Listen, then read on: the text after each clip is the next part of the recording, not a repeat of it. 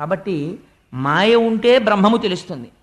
మాయ లేకపోతే అసలు బ్రహ్మము యొక్క అందము ఆవిష్కృతం అవ్వడమే కష్టం అన్నారు రామకృష్ణ పరమహంస. చూడండి, చీకటి అన్నది లేదనుకోండి ప్రపంచంలో, మీకు వెలుతురు యొక్క గొప్పతనం ఎలా తెలుస్తుంది? వెలుతురే ఉండిపోయింది అనుకోండి, బా చీకటి పెడితే బాగుండండి నిద్ర పట్టట్లేదు అంటాం.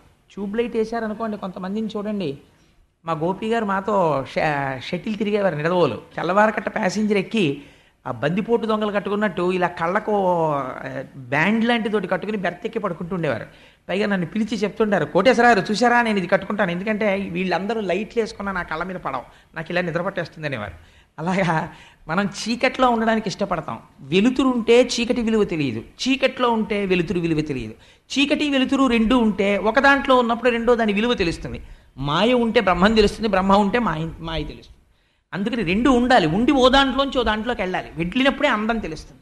సరే, అందుచేత భాగవతంలో అంటారు, అటువంటి బ్రహ్మము కదా, ఆ బ్రహ్మము గురించి, అటువంటి భగవత్తత్వం గురించి, ఈ జీవబ్రహ్మైక్య సిద్ధినిచ్చేటటువంటిది ఏదో, ఏది కురిడి చేసిందో మీకు తెలియదు.